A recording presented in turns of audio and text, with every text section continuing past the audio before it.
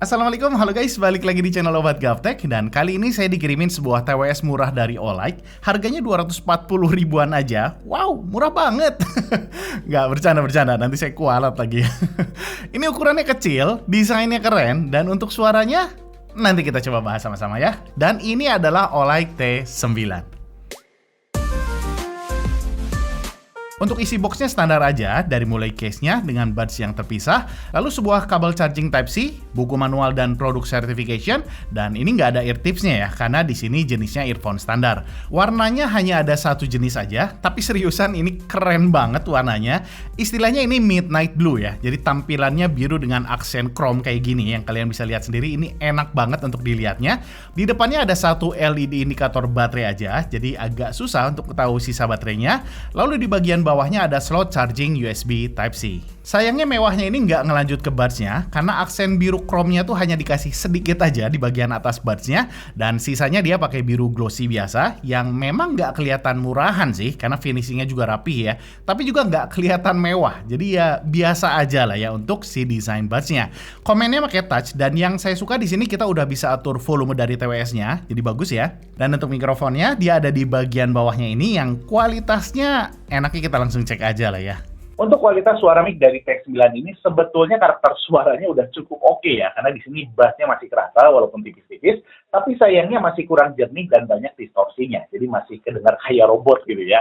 Dan kalau saya coba pakai di luar, volumenya kedengaran kurang keras, dan karena dia berusaha untuk nutupin suara noise yang ada di sekitarnya, bikin distorsinya ini justru lebih muncul lagi. Ini adalah keluaran suara mikrofonnya dari Olight T9 kalau kita pakai software, jadi silakan teman-teman nilai sendiri untuk keluaran suaranya.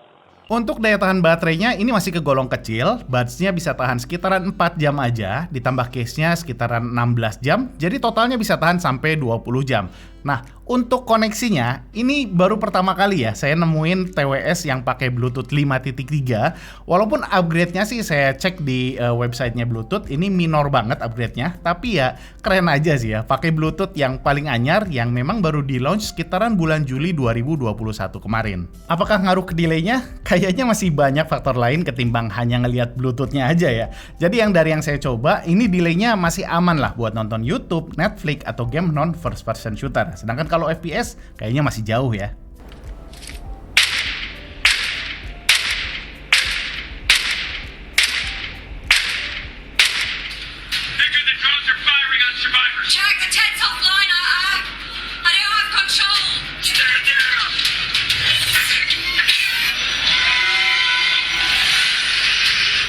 Nah, untuk keluaran suaranya, dia pakai driver ukuran 13 mm, wajar karena dia tipe standar earphone ya, jadi butuh volume yang lebih keras ketimbang yang tipe in-ear.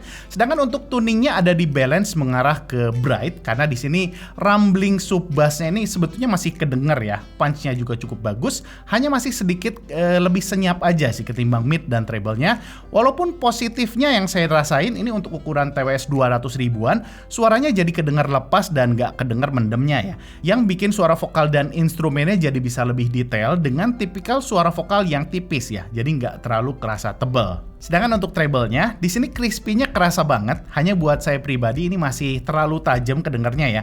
Termasuk si balance-nya juga jadi agak kerasa sedikit harsh untuk vokal yang pitch-nya tinggi.